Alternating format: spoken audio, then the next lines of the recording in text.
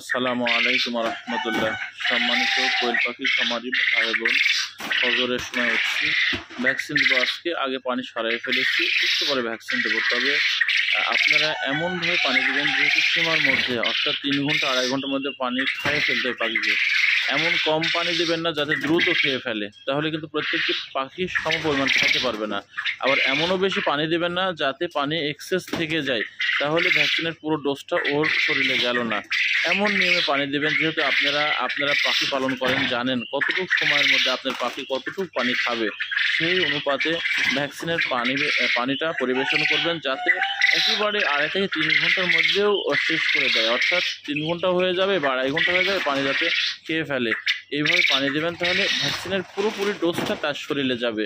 এমন কম পানি কখনো দেবেন না যে 3 ঘন্টার মধ্যে খাওয়াতে হবে, 1 ঘন্টায় যেন শেষ না হয়, এদিক খেয়াল রাখবেন। আবার আসসালামু আলাইকুম রহমতুল্লাহ।